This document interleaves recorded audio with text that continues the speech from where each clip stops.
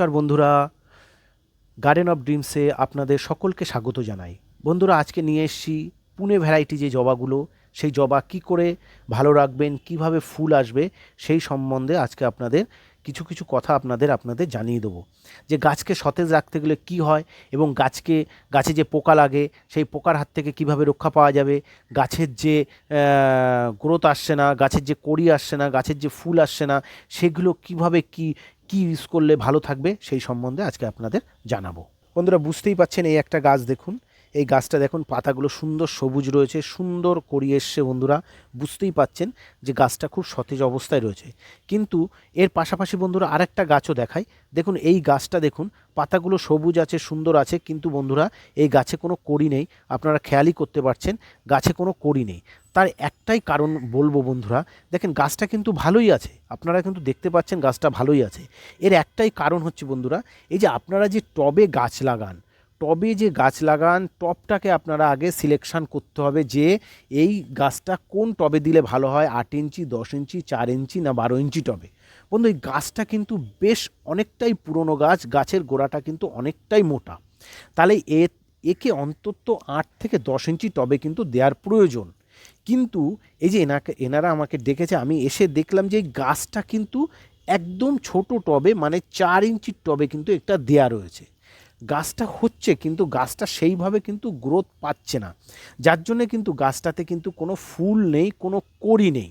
তাহলে আপনাদের প্রথমেই খেয়াল করতে হবে যে গাছটার বয়স আন্দাজে কিন্তু গাছটাকে কি দিতে হবে, গাছটাকে তার যেরকম বাচ্চা কাচ্চার যেরকম, বা আমরা যেরকম জামা কাপড় পরি, আমরা যদি একটা বাচ্চাকে 10 বছরের জামা পরিয়ে দিই, তাহলে সেটা যেরকম নট ফিট ফর হিম বা হার, বা বাচ্চার যেটা এইটা যে ফিট হবে না, সেরকমই যদি একটা ছোট বাচ্চাকে বা একটা বড় বাচ্চাকে, যদি ছোট বাচ্চার একটা 10 বছরের বাচ্চাকে যদি 5 বছরের জামা পরিয়ে দেওয়া হয়, তাহলে সেই যেরকম বাচ্চাটা যেরকম জামাটা গায়ে ঢুকবে না, সেরকম বন্ধু এই গাছটার বয়স 10 বছর, কিন্তু ওকে 5 বছরের জামা পরিয়ে রেখেছে, তাই জন্য কিন্তু গাছটা ঠিক বাড়ছে না।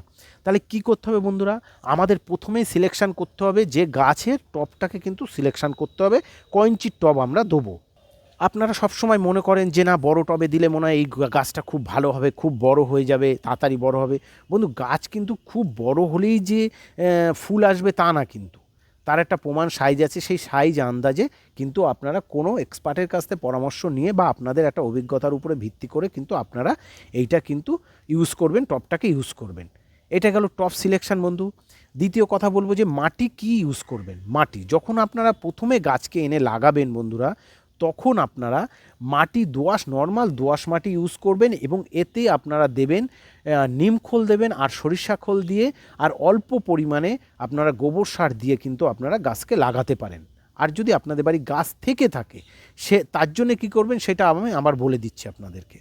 তাহলে আপনারা কি ইউজ করবেন যখন নতুন গাছ লাগাবেন, আপনারা নর্মাল দোআঁশ মাটি 50 থেকে 60% নেবেন, আর নেবেন আপনারা হালকা নিমখোল নেবেন, আর নেবেন হালকা পরিমাণে শিংকুচি, আর অল্প গোবর সার দিয়ে কিন্তু আপনারা ইউজ করবেন। এগুলো কিন্তু আমি সবই আপনাদের, যা আমার চ্যানেলে যেগুলো যা বলি সবই কিন্তু আমি বলি হচ্ছে জৈবিক সারের কথা কিন্তু আপনাদের আমি জানিয়ে দিই। আর আপনাদের বাড়ি যদি বন্ধু পুরনো গাছ বা আপনাদের টবে যদি লাগানো থাকে, তাহলে কি ইউজ করবেন বন্ধুরা। আপনারা 15 দিন অন্তর বা 20 দিন অন্তর আপনারা কিন্তু এই যে সারগুলো বা যার কথা বলছি, আপনারা কিন্তু অল্টারনেটিভ করে চেঞ্জ করবেন। বন্ধুরা, প্রথমেই বলবো যে সরিষা খোল ভিজিয়ে রাখবেন, ভিজিয়ে রেখে খুব পাতলা করে গাছের গোড়ায় দিয়ে দেবেন। গাছের একদম যেন গাছের গোড়ায়তে দেবেন না, দূরের থেকে দেবেন। বন্ধুরা, অল্প পরিমাণে পাতা পচা আপনারা দিতে পারেন। এই দেখুন, খানিকটা পাতা পচা আপনারা কিন্তু এই গাছের চারিপাশ দিয়ে কিন্তু দিয়ে দিতে পারেন। আর একটা কথা, গাছের গোড়াটাকে কিন্তু আপনারা 15 দিন অন্তর একটু করে আগলা করে দেবেন, খুঁড়ে দেবেন, তাতে গাছ সতেজ থাকবে। তাহলে বন্ধুরা কি দেবেন, আপনারা দেবেন হচ্ছে শিংকুচি দেবেন, আপনারা সরিষার খোল দেবেন। এগুলো সব জৈবিক বলছি বন্ধুরা।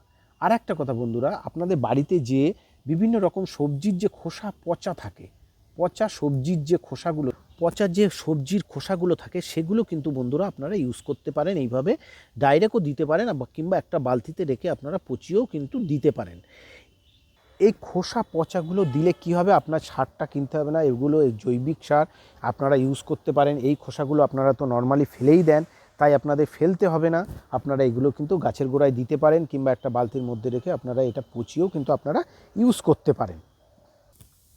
এইগুলো দিয়ে কিন্তু আপনারা ইউজ করতে পারেন। আর একটা কথা বলবো বন্ধুরা, সেটা হচ্ছে এই যে পাতাগুলো সতেজ রাখতে গেলে এবং কড়ি যে প্রচুর পরিমাণে আসতে গেলে সেটা কি করতে হবে সেই সম্বন্ধে আপনাদের এবার একটু বলে দিই। দেখুন, গাছের পাতাকে সতেজ রাখতে হলে কিংবা এই গাছে প্রচুর পরিমাণে যে কড়ি আসছে, এই কড়ি আসতে গেলে তাহলে কি করতে হবে বন্ধুরা?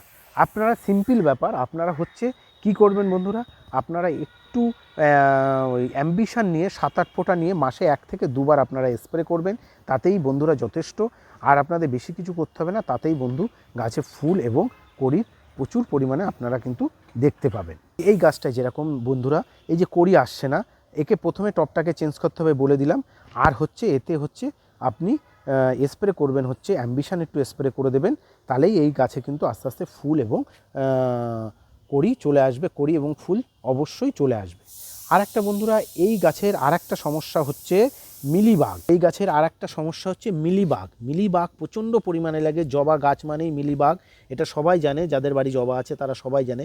বন্ধুরা এই দেখুন, এই যে সাদা অংশটা, এইটাই কিন্তু, এই যে সাদা সাদা যেটা, এইটাই কিন্তু মিলিবাগের আক্রান্ত হয়েছে গাছটাকে।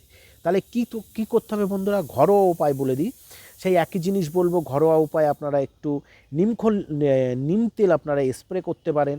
আপনারা স্প্রে করতে পারেন হলুদ দিয়ে, কিন্তু আপনারা অবশ্যই স্প্রে করতে পারেন, তাতেও কিন্তু প্রচুর কাজ হয়। আপনারা সপ্তাহে 3-4 দিন করে হলুদ স্প্রে করবেন।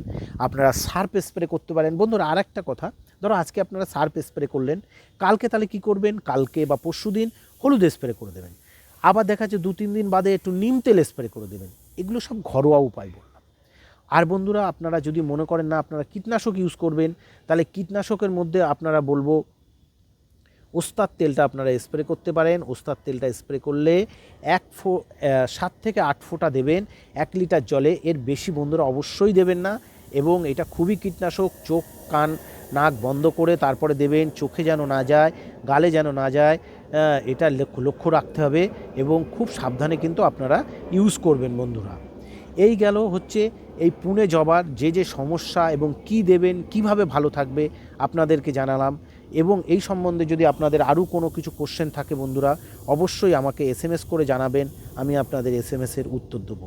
আর আমার চ্যানেলকে যদি আপনাদের খুব ভালো লাগে, তাহলে আপনারা বন্ধুরা অবশ্যই চ্যানেলটাকে সাবস্ক্রাইব করে বেল আইকনে দিয়ে দেবেন, বেল আইকনটা অবশ্যই ক্লিক করে দেবেন। থ্যাংক ইউ বন্ধুরা, ভালো থাকবেন সবাই।